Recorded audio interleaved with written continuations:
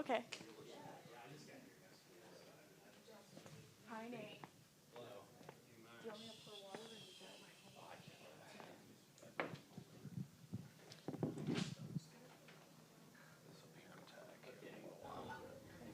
Over here.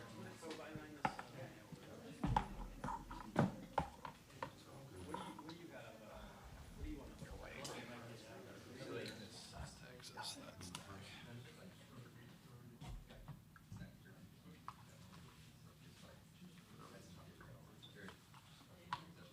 Jackson saying how low budget the other day was so funny. I told Matt, like, you full water bottle. He's like, yep, keep rolling. Like, all right.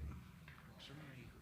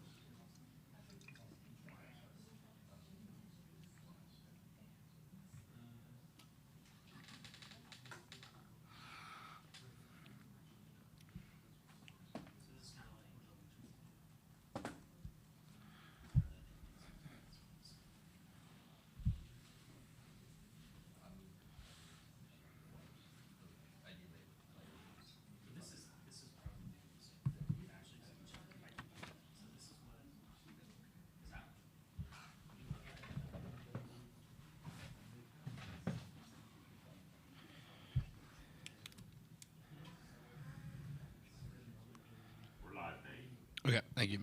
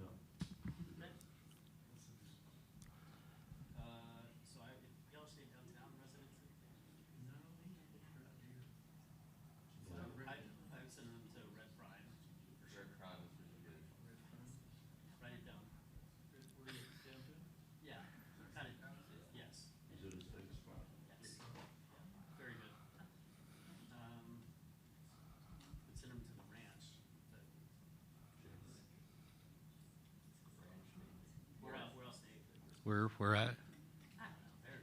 There are some random residents. Go to Hall's Pizza Kitchen.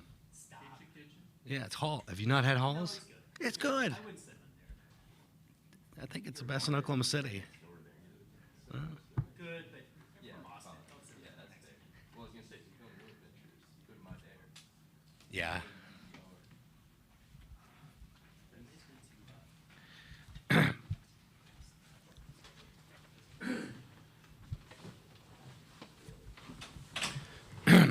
All right, we're joined by Texas head coach Mike White and players Tegan Convon and Jolie Mitchell. A reminder to please silence your cell phones, and then when you get the mic to ask a question, give your name and media affiliation. Recording the press conference with cell phones is prohibited, and if you're on the Zoom and you want to ask a question, use the raise hand function. We'll start with an opening statement from Coach White, then go to questions for everybody. So. Yeah. I'd like to thank the organizing committee, the NCAA, and all the people that put on the tournament, obviously the regionals, super regionals. It's been a lot of exciting games played throughout the country, and the level of softball has been outstanding. Congratulations to all the teams that made the College World Series, and we're just super proud to be one of the last two teams standing and excited to look forward to a great championship series. Okay, we'll start on the opening row right, front row. David. Mike, David Collier from the ABC in Lubbock, Texas. Can you, I guess, go in depth with your relationship with Coach Glasgow and what it means to have both of you playing for a national championship? He mentioned last night his daughter would probably be happy with whoever won a championship this week. Yeah, absolutely. It's been a good relationship with Jerry. He's been a softball stalwart, so to speak, has been a big proponent of the game and loves it, loves the energy from it. I can't imagine him doing anything else but softball. But I was blessed to be able to coach his daughter, Jerry Ann Glasgow, at Oregon for a couple of years, and just had so much fun with her. What a special person she was, not only as a player but as a person. She was a proponent of softball and just promoted it everywhere she went. Kids loved her. She had that just great smile and demeanor about her. And we always had a fun time in the bullpen with her as well, just joking her about the trenches she used to live with a drag foot. So, there's some great times, and she was also a special hitter as well. And I just loved coaching her, and it was certainly a very sad day when that tragic thing happened. Okay, we go second row left. Tegan, what do you remember about the game when you played Tech earlier in the year, that you guys won 2-1? What was working for you against the Tech lineup? Just what do you recall from that game? And then Jolie, what do you recall going against Nyjah in that game in last year's World Series? Yeah, it was a tough game, long. I think it was 9 innings. It was fun to play it on our field under the lights. It was a good way to start the year. I think we're both different teams now, and I think so. I'll look back on it, but I'm sure scouts have changed a little bit. But it definitely was fun to look back on, and it was a good performance by us and good to get the win out of that one. And so it was fun. I mixed pitches well, and so I think that was what was working the most, just mixing everything. Yeah, I would just say we need to be a little bit more disciplined. I think that sometimes we get ahead of ourselves, and personally myself, I wasn't very disciplined that game. So just going back, watching a little bit of film, it was a dogfight. So it's going to be a dogfight this week too. Just sticking within ourselves, just being disciplined, being on time. Okay, we'll stay second row left, Kirk. Jolie, Kirk Bowles from the Houston Chronicle. Does it give y'all an advantage that y'all beat Nyjah here last year and also in the regular season this year? I'm not going to say yes or no. I just think that games can change. Things can be different, especially last year coming into this year. I'm sure Nyjah is just a different pitcher. But we just have to focus on what's in front of us, take it one pitch at a time. Okay, we'll stay second row left again. For both players, Cedric Golden, also an American Statesman. Where did you guys watch the OU game? What was your reaction to it? And also, how exciting is it to be part of an all-Texas matchup for the championship? I was watching the game last night with my parents, and so it was pretty exciting. It was just kind of like, what's happening? But, yeah, it was really exciting, and it was a really great game to watch. I said it was probably the most entertaining game I'd watched all week. What was your second question? How exciting is it to be I think it's really awesome. I mean, I'm glad to be a part of it just in general, but I do think it is pretty awesome that we're going to bring back a national championship to the state of Texas, whoever it is. It's exciting for the sport as well, and I'm happy for both teams to be in it. Oh yeah, I was also with my family and a few teammates and their families at a restaurant in Bricktown, and so it was really fun. Fun game. Definitely was a lot of shocked people in the restaurant, including myself in that last inning, and but it was fun. Yeah, like she said, it was a really entertaining game. And then I think it's super cool to be a part of the trophy coming back to Texas no matter what. And I think what's even cooler about it is that it's going to be someone's first. I think that's the most special part. Okay, front row left, Brady. Brady Vernon, Softball America. Just, Mike, you've worked with a lot of great pitchers, and I think sometimes we forget that Tegan's only a sophomore. But just how has she grown from this time last year to now? Yeah, I think that she reflects back on how she could get better. The experiences that she's had and some of the struggles. To tell you the truth, I mean, she's always wanting to get better, and that's what pushes the great ones. But she's proven that she's got the mental toughness. She came in some super tough, super regional, super tough situations, especially against Clemson, second and third, none out, and be able to kind of work out of that with some great pitching, determination.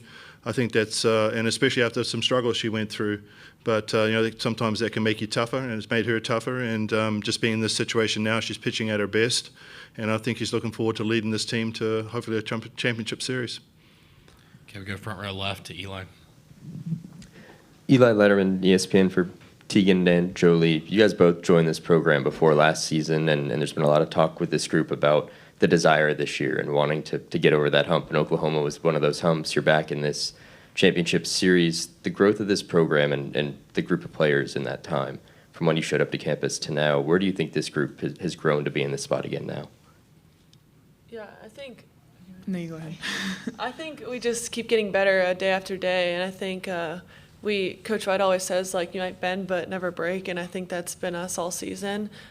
We've just gotten better through adversity, and so just leaning into each other. I think this is, from when I got here, the team was really close, but to now I think the team's even closer, and so I think we just keep getting tighter, closer with each other. These are my best friends out here, and so I wouldn't want to be out there with anybody else, and so we just keep getting tighter and we just keep getting better day after day, and I think that's what's made the difference.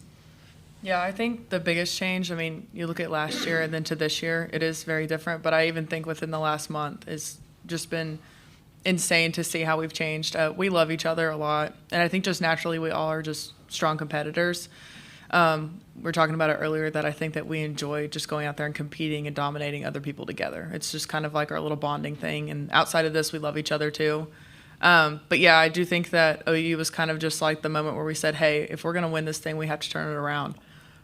Everybody this postseason has played a huge part. I mean, you look back and Leanne's had a great postseason. KB got us the run in against Clemson. I mean, it's just everybody is contributing the best that they can. And I think that we've had a really great attitude going into this week as well. Okay, we stay front row left, Jake. Yeah, question for Tegan and then for Mike. Coach, you guys have been knocking on the door in recent years. How much have those experiences helped and prepared you for this moment? And then, Tegan, you've had some battles with Nyjah over the last couple of years. What's it like when you're pitching or facing off against an opposing pitcher like that? Yeah, I mean, you can't ignore that. Obviously, she's going to hold offenses off quite a bit, and so it's always in the back of your mind. I think I just try to take it, and it's obviously fun. It's a challenge, and I like when it's a pitcher's duel. It's fun to just compete in those atmospheres and against the best. And so, I don't know, it's just fun. It's fun to play against the best and to be a part of it. But yeah, I'm excited for us, and I was excited for our offense. I think last year it was different. This year it's different. I think it's in the back of your mind, obviously, that you're facing her, and you're going to have to. It's going to be a challenge for our offense, but it goes both ways, I think. Yeah, obviously we have 16 players that are back from last year and a few from the previous time before that. We're hoping we can use that experience, and we'll talk about the fact that if you had an opportunity to tell yourself what it would mean to be in this situation right now, what would you say being in that position, and they have the opportunity right now. And I think it's just to be together, work really hard, and play the best softball we can. The game's not going to know that we've been there before. It's going to reward the team that plays the best, takes the most of the opportunities, and that's what we have to do. Okay, we go second row right. Ryan Campos, CBS Lubbock. Coach White, what has impressed you the most outside of Nyjah about this Texas Tech team to get to this point of the season? Jerry Glasgow's cunningness. So, he's savvy as a fox. He's been in the game a long time. He's coached a lot of different places. His enthusiasm and joy for the game is great. But also, they have a lot of talent on that program too. He's brought over a lot of players that have experience from Louisiana as well. And they have the blend of speed and power. Maybe not as much power as some teams, but you don't have to when you're throwing a .84 ERA out the door at the other team. So, they've got a good blend of determination and spirit, which comes from Jerry. Okay, we go front row left, Brady. Brady Vernon, Softball America. Just, Jolie, you've seen Nyjah a lot, and we live in a data-central world with analytics and stuff. But what are the conversations like with Steve preparing for her and just maybe trusting some instincts based on previous at-bats? Yeah, I think his biggest focus is just getting the job done. That's kind of his mantra, and he does trust us, and he trusts that we're going to communicate well with each other, especially the way we've been communicating the last month or so. I think the biggest thing is that he's just going to ask us to be disciplined, us to be on time, and he always says it, just play Pepper. I mean, she's going to produce some of the speed for us, so if we just get out there and just play a little game, we're going to be just fine. Okay, we go second row left, Kirk. To Tegan and Jolie, you said you both watched Oklahoma lose, and it was very entertaining. Are you relieved you're not playing Oklahoma in the championship round? Personally, I wanted it to be OU. If you want to be the man, you got to beat the man. So I'm happy either way, regardless, and I want to win this thing, and I'm ready to go. But I'm happy that we have a challenge right in front of us with Nyjah. So regardless, it was going to be a tough series. But, yeah, wish it would have been OU, but it's not. And so just got to focus on what's in front of us. Yeah, I personally didn't care. I don't think any championship will be easy, and so it's going to be a tough road either way. Okay, we go third row on the right. Nathan Geese, Lubbock Avalanche Journal. Mike, you've obviously squared off with Texas Tech plenty in the past, but is there a kind of a situation where none of that really matters because of how different the setting is, how different they are, and everything? Well, I think we're going to find out. It's something you don't know until it happens. But like I've always told the team, that the game doesn't know. It's 60 feet turn left, 43 feet pitching distance and a 12-inch ball. It's going to reward the team that plays the best in the moment. And what has ever happened before has happened. What we can do is take our experiences, which we've had plenty the last few years, both good and bad, and use those to our advantage to be able to play against one of the best pitchers in the game right now. Okay, next question will be on Zoom from Eric Lopez. Eric Lopez, D1 softball. For the players, how did playing in last year's championship series, what did you learn from that experience that you hope to apply this time around? I think me personally, kind of just more focusing on myself, not getting caught up in anything external or who we're playing or the name on their chest. Just focusing on my strengths and what I can do and not getting caught up in and the other things around me. And I think that we've been just talking about that what matters is us and how we perform, and but just relying on each other, not external things. Yeah, I agree with Tegan. Just making sure that we stick within ourselves. Last year was tough, but I think it's just because we wanted to make it tough. This year, I feel confident that our team's going to do what we need to do. We love each other. We can fall back on one another, and I think that we're confident in trusting each other. More questions? Okay, we go second row right. Lauren Morello with The Athletic. Coach, can you talk about how competitive you think your program's NIL budget is and what the benefits or complications of having one are in this new sports landscape? Yeah, that's a really hard question to answer because you don't really know what other teams have for a budget or how much they're spending. Obviously, we know that Nyjah's made over $1 million, which is great for the game and great for the sport. And as I saw on TV that it's helped promote the game in Lubbock, Texas, and that part of Texas, and so that's a good thing. And we're hoping that there continues to be opportunities for our young women to be able to participate in NIL and make a living out of it, hopefully. And then we need the next step of that to be the professional league, which needs to keep doing what it's doing and getting bigger. And the push from Major League Baseball into that should help as well. But we try to be as competitive as we can. All of our players are getting some sort of NIL money. So that's the growth for us and just to start. And we're going to continue to push and make more opportunities available for our players. Okay, we go second row left, Kirk. Yeah, Mike, Do you feel like your players might be more relaxed, having been in this setting, somebody like me at, several times? And who do you think OU fans will root for? Well, probably not us, for sure. But I think as a fan before, it's like you got to just hope for good softball. That's what you want to have. You want to have games that are promoting the game itself, and obviously having two great pitchers out there and a lot of really good ball players should make for a really good setting on the biggest stage this game provides right now. So that's really what we want to focus on. Okay, we go front row left to Eli. Eli Letterman, ESPN. Mike, in the vein of the question I asked to the players earlier, I'm curious if over the last year there was something you recognized after losing the finals last year, what this group needed to get over that hump, and if you've seen it at any point this spring. Yeah, I think pulling together closer, having each other's backs, being on the same page, pushing each other when no one's watching, just really having that. And they came up with the acronym, Fuel the Fire. So that's really pushed them, and that came from the team, from Jolie and the leaders on the team, and they've lived that. You got to live it on and off the field. We've got to do more than just the 20 hours every week.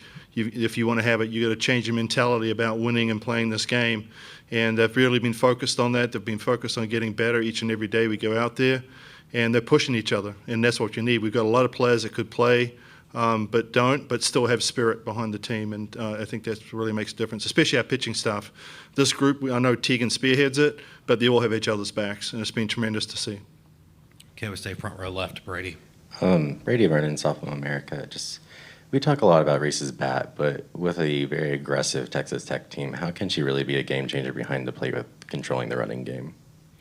Yeah, I think that speaks for itself as far as the number of people she's thrown out and people are just not stealing on her. She's ready to gun them down. She loves that opportunity to do that. And she's continues to work on a receiving game to try and – she gets frustrated when we don't get calls that we think we should get, and she's continuing to try to work on doing that as well. And, she probably should have got Gold Glove catcher this year, but unfortunately missed by 1 inning, if you can believe that. She had 74% of the innings instead of 75, and but she did get an award for being the best catcher. So that was definitely due for her, and it was great to see her get that.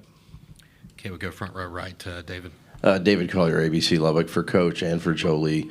Texas Tech, I think it's 24 straight games that they've scored first in their contest.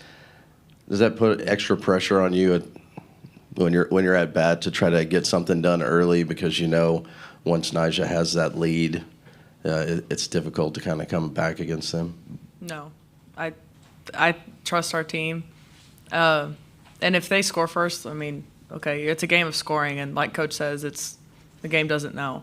So we have to go out there and play our best game regardless, and if you hit a little bit of a wall, some adversity, doesn't mean that you have to back down. So just trusting ourselves. We've beat Nyjah a few times in the last 2 years, so we know that we can do it. We just have to go out there and do it.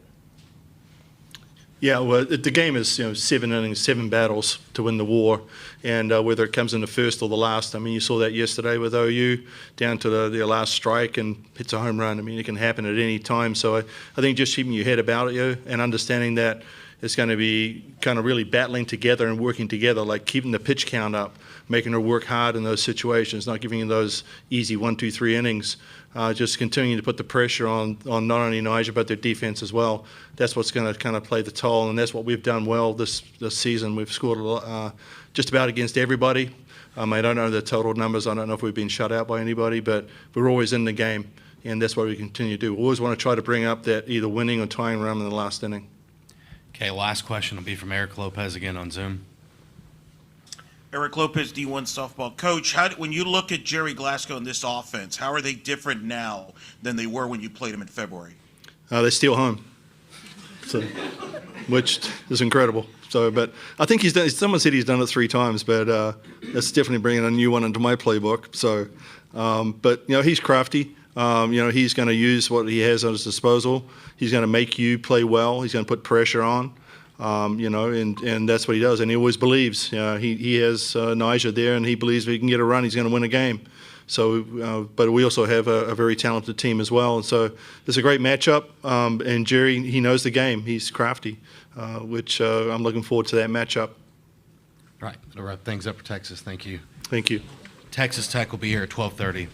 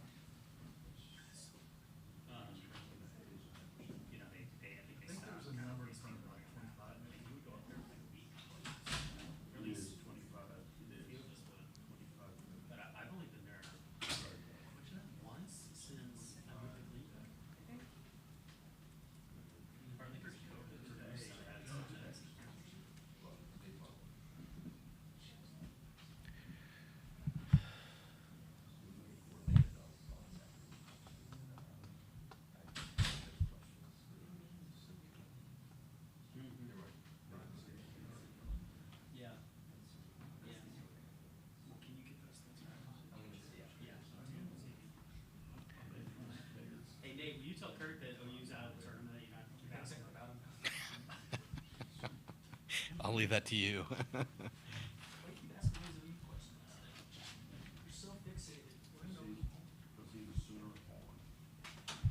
I told you my Kurt Fox Stoops story. Every year, Red River Week, Bob would emerge at his press conference, and he and Kurt would be like this. Just, and he only did it to make it back.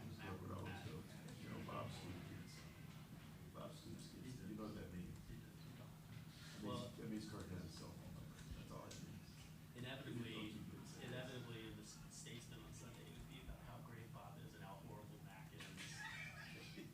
Every column.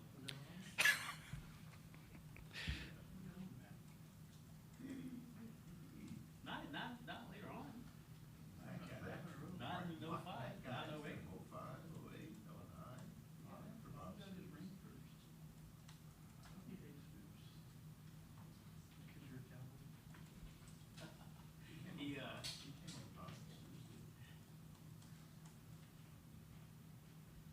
He, Susan, did Matt? You know, Matt's back in Houston. always see him all the time. Do you? Is he probably didn't go to the campus much, does he? Yeah, he's at all the games and stuff. He's He's just- at all the basketball Yeah. games. His work. You see Mac? You know, I could hire him. He still had, they're still paying him like $500,000. Matt's still on the hook. I don't know about that. But he's having to meet with the president like once every couple of weeks. Yeah, he was on payroll. And we had a consultant, we had a meeting with the, Oh, I can't remember that. we had a meeting with the president. So we were walking in the tower.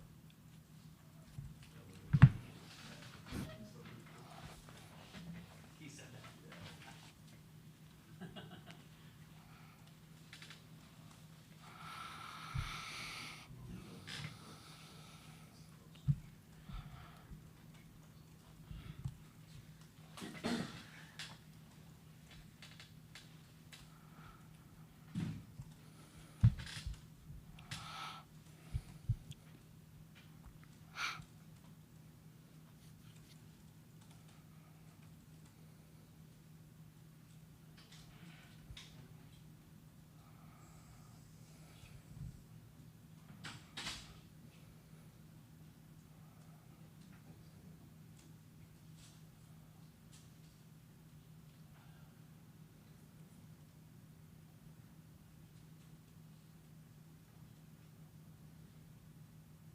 I know nothing about softball pitching, but I imagine that would affect you.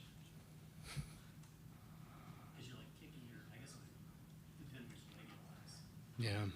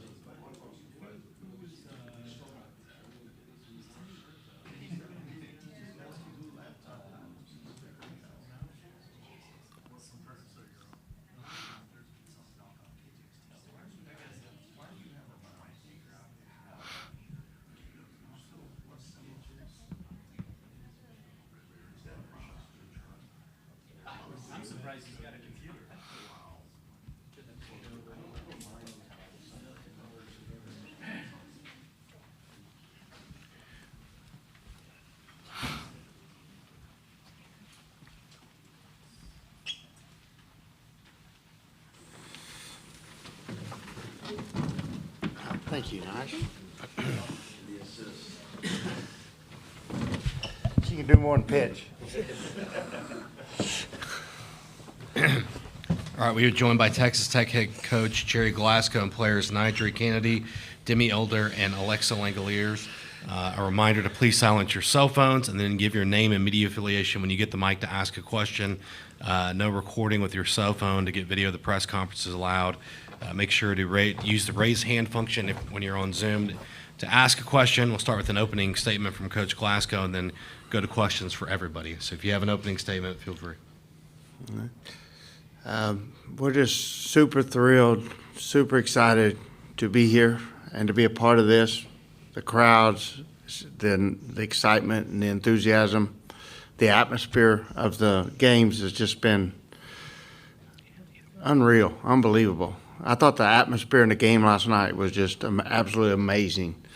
And, you know, somebody asked me if the crowd noise bothered me, and I said all I noticed it was loud. I didn't think one time about it being against us or for us.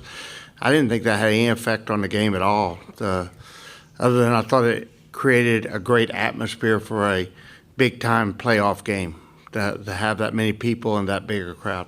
So we're super excited. We're as far as the final series, I think we're really healthy going into the series.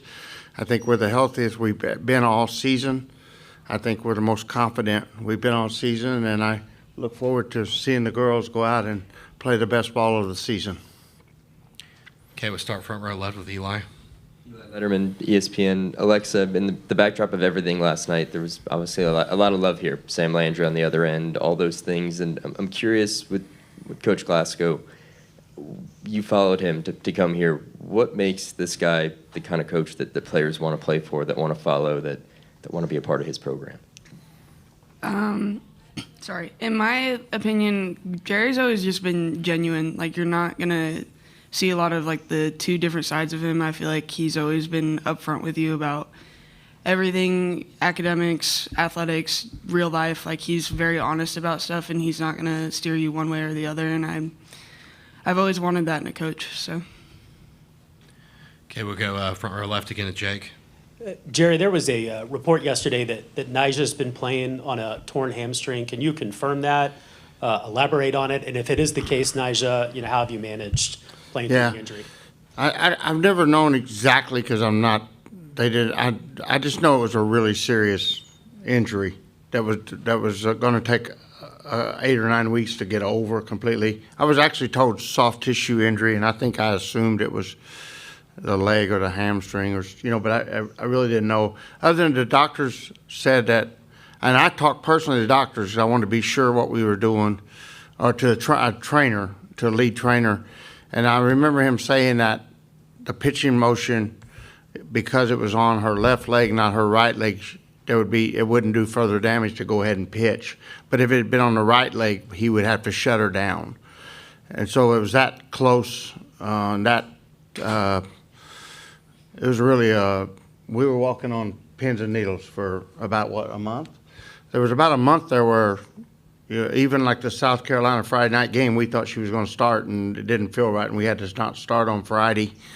And we eliminated all bullpens during the middle of the week, and we eliminated hitting, like actual batting practice. She was taking almost none for a little over a month period. We didn't talk a lot about it, but it was a significant setback, I think, in her offensive part of her game. But then her pitching part, when you realize as a coach how effective she was every weekend and not going through the normal bullpen procedures or the really hard, bullpens where you work on your spin, you work on your location that you normally would do, and then still have the results that she did to show what a tremendous competitor and what a tremendous talent she was. But yeah, it was a major, really, really serious soft tissue injury, the way I understood it. Nija, when did this happen, and how has it affected you, and how have you managed playing through it? Yeah, it happened in preseason, and honestly, I think the results said it was worse than it was. Like the paper said it was worse than it was. I think it was okay. So it's overblown a little bit. Yeah. Okay. All right. Okay, we go front row right to David. David Collier, ABC Lubbock. For Coach and Nyjah, we'll start with you, Coach. You spoke about it some last night, but your relationship with, can you elaborate on your relationship with Mike White? And then for Nyjah, what can you learn from your previous meetings with Texas going into this championship series? Coach White, I've known Coach White for a long time because, you know, he's been a significant coach at Oregon. And so I was trying to think, I guess I've known him probably since I started coaching at Georgia in 2008, 2009. And then just, you know, a tremendous respect for Coach White. I don't think he's ever lost a regional. What he's done in the postseason, everywhere he goes, he wins. He's extremely intelligent. He's a very highly successful coach, but he's also he gets a lot of his players and he really develops them. And then I got to know him better when Jerry Ann played for him at Oregon. She went out there to play for him and Jimmy Kalidas, Chelsea Spencer. They had a great staff and a great team. She went out there in 2015 and 16 seasons. And, you know, I didn't get to go to very many games, but I watched every game. And I didn't really get to know him because I don't know that I even talked to him maybe over one time or two times in 2 years. But I got to go out there on senior day and I got to go out there on the super regional and watch those games.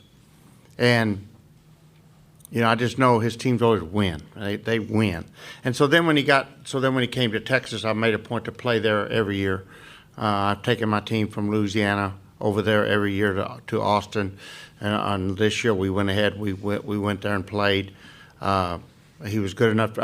When I got the job, the schedule, it was late, and I wanted to get really hard series, and I was having trouble getting games, and I was able to pick up a series with him and Texas A&M there in the preseason.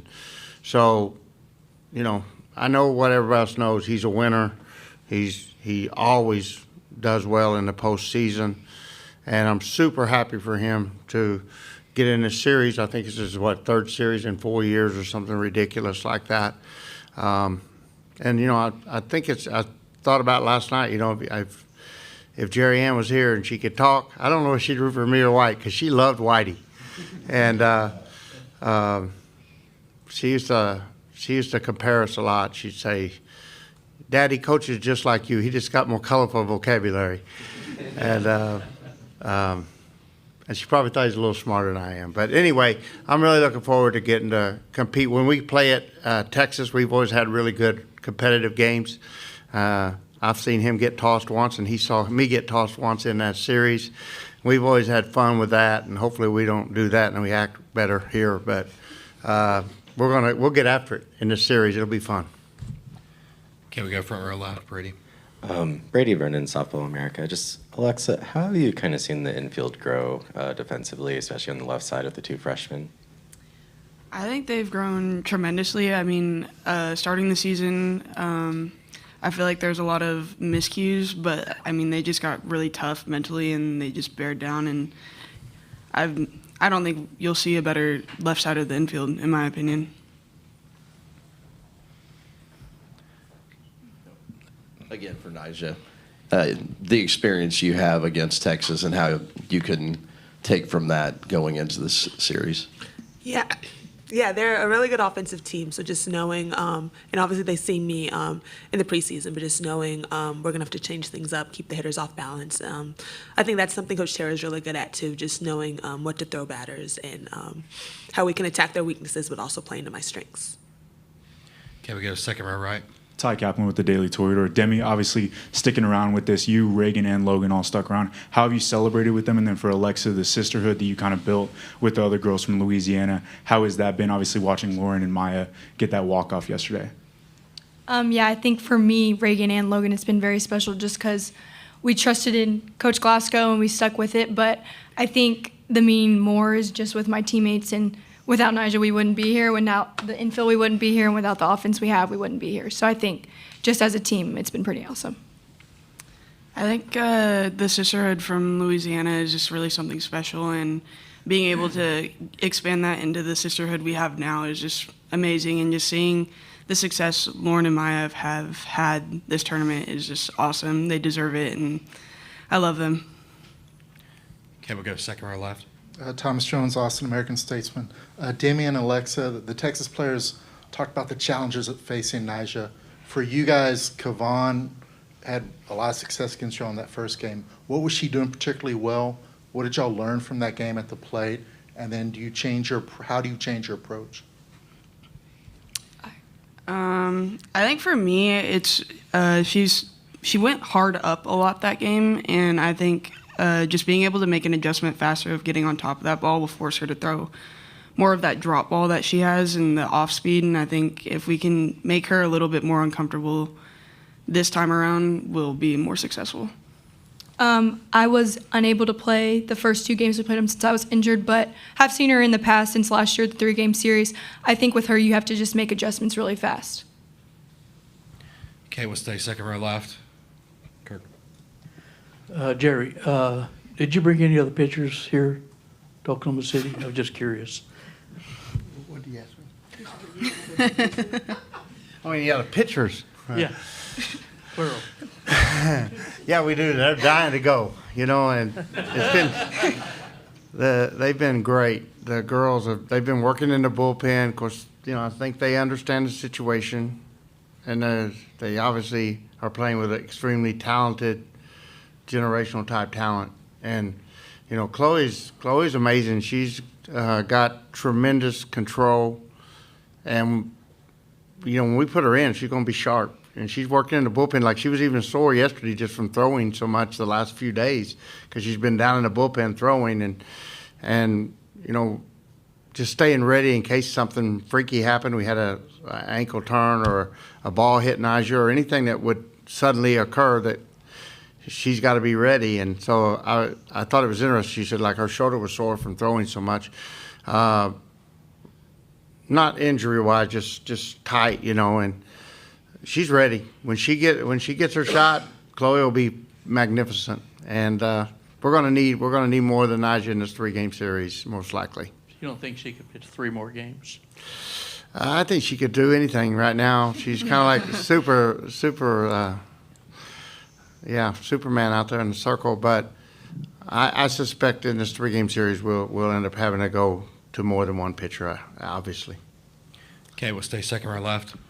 Cedric Golden, Austin American Statesman. Demi, Oklahoma terrorized the Big 12, terrorized Texas, terrorized Tech for many years, and then those teams knock OU out of this College World Series.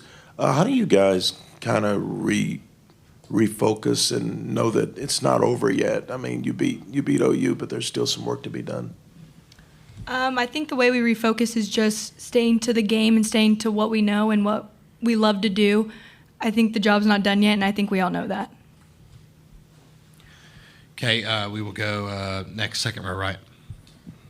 Ryan Campos, CBS Lubbock. This is for all the players. Just talk about the moment being 2 wins away from a national championship. It's 2 teams from the Lone Star State, and it's also 2 teams trying to win their first, national championship on the diamond as well. I think it's going to be interesting. I think the fact that it's like a Texas national championship is going to be a lot of talk around this, and I think it's going to be tough. We both want to win, and we're the first team to not have been in this situation before. They've been in this situation before, and obviously they haven't come out on top, and I know that leaves a bitter taste in their mouth, but we're both going to be fighting for it. Yeah, I still don't think the moment is fully set in for me yet. Just to be able to, again, to say that we're 2 games away, I feel like it's just amazing. And yeah, it honestly still hasn't set in for me yet. Okay, we go third row on the left. Pete Christie from KCBD in Lubbock. Coach, being this intra-state championship, what does this mean for the program's future for Texas Tech, and then just softball in the big state of Texas? I think that this is obviously it's really good for Texas, and it's really good for the youth and the young women all over the state. They're going to be inspired by this. You know, I think you see that. You know, you saw that when Cat Osterman was pitching for Texas. You saw left-handed. All of a sudden, 5 years later, there's left-handed pitchers everywhere. Everybody was a left-handed softball player was a pitcher, and it inspired so many people. And I think there's no doubt the success of Texas and the success of Texas Tech, and A&M had a really good year. No doubt that you know, that 9 and 10-year-old girls all over the state, 11, 12-year-old girls. There's no doubt that little leagues are filled up right now, and seeing the effects of having really good college softball teams in the state. Okay, we go third row right in the corner, Justin. Justin McLeod from D1 Softball. Alexa, I saw a TV interview you gave yesterday, I think it was, where you mentioned you didn't think you'd be here. I'm curious for you. You guys are winning and you're playing well, but this is your first time on this stage. How have you managed to balance those two things this week, get to enjoy the experience while also making sure you're focused on winning ball games? I think we really soak in the moment more of like after the games and like on the days we've had off of like really just being here. And I think once it's time to like really lock in on game days and stuff, we kind of just realize like, hey, this is still just another game, and like we've done this all season long. We've fought and we've competed, and I think that's just really helped. Okay, we go front row left, Brady. Brady Vernon, Softball America. Just Jerry, Maya has really good numbers against Tegan, and how big is her speed going to play in this kind of series? When she gets on base, our team's a whole different level of team. And the amazing thing to me is, you know, we got through these 3 games with her, I think, getting on base 1 time. If you'd have told me before we got here we could win 3 games and Maya only get on base 1 time, albeit that was a really important at bat yesterday, I would have probably thought it would be impossible. And I think the law of averages is in our favor, because that kid, she's as consistent can be. If you look over her 3-year career, she's just been a tremendous player for us, and she's a big game player. It's not the stage, it's not the environment, because you go back to the Texas A&M game, you go back to the Texas game early in the year, she's a big game player. I just think that, you know, so far it's a very limited amount of at-bats. It's a very small sample size, and I think I'm expecting her to come out huge in this next series. And I want her to, because I want people to see how good she is. I've said all year I think she's the best center fielder and leadoff hitter in the country, the best defensive center fielder in the country, and I want her to show that. And so far, you know, I don't think she's had she hasn't had the performance that shows how good she is, and I want her to show that before we leave here. Okay, we go third row right. Nathan Geese, Lubbock Avalanche Journal. Demi, you have the most experience in this Tech-Texas rivalry, being the longest tenured Red Raiders. Being in this spot and playing for a championship, does that add a little extra something that the rivalry's still kind of going, even though you're not conference mates anymore? I don't think I've ever beat Texas, actually. So I think this series is going to be pretty cool, because I think this team is a lot different than the other teams I've had in the past. So I think with our offense and our defense, I think we can get the job done. Okay, Jake, go ahead. Yeah, Jake Trotter, ESPN. Jerry, big picture, what has Nyjah meant for Texas Tech with the publicity surrounding her NIL deal? What does it mean for college softball going forward? And then what does it say about her that she has delivered on all the expectations that came with her? Yeah, I don't think you can put a value on what she's meant to Texas Tech. When you think of the magnitude of what she brought to our program in publicity, and I remember the week after we announced that she was coming last year, it was something, someone told me it was like 700,000 Associated Press articles had come out where you're talking about, and in those articles, in those little 700,000 clips, it was you know, you're mentioning Stanford, Texas Tech, and Elijah Kennedy, and softball, all in those little articles. And what's the value of something like that? I don't know. And then to deliver, you know, and she's delivered over and over and over. And she kept, even early in the season when we weren't ready yet, you know, it takes a while. It takes a long time to develop championship mentality and championship culture. While we were growing as a team behind her and around her, she was just in that circle a rock. And so you look back at the 0-0 game to Mississippi State, and then you look at the Texas game, we got a 1-0 lead, and they tied up 1-1. We go to the 8th or 9th inning, and we lost 2-1. Nija's in there just doing her job, but that gave us a chance, even though we didn't hit, but it gave us a chance to feel those at-bats and my players to realize, like, we got to grow. And so the value of that, I don't know how you put it, but we wouldn't be here without it, obviously. And then I think what it more speaks to is her leadership and her character. She's a great pitcher. Everybody sees that. When you see her pitch in the circle, even a casual softball fan recognizes the greatness of that. But I think when you look at how she endured injury, she endured a young team around her or a new team around her, and with a new coaching staff, and went through with a new pitching coach, and then she's got a new hitting coach working with her on her hitting. There's just total adjustments, but throughout all that, no matter what, she just was rock solid in the circle for us and provided us with that solid stone cold assassin out there in the circle that allowed us to grow and become a really good softball team at the end of the year. And I think it even surprised us. Nigel, just real quick, you know, how have you managed this experience? What's it been like for you? And what has this run been like leading a program to a place it's never been before? Yeah, honestly, this year's been hard, just for me personally, and honestly, this team, I feel like we had a lot of road bumps, and this was not an easy ride.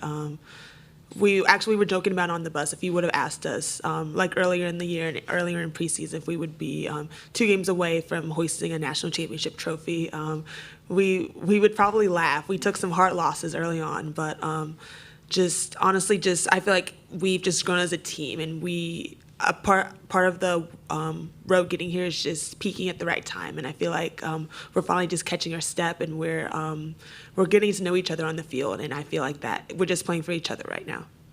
All right, that'll wrap things up for Texas Tech. Thank you. Thanks. Sorry, Nate.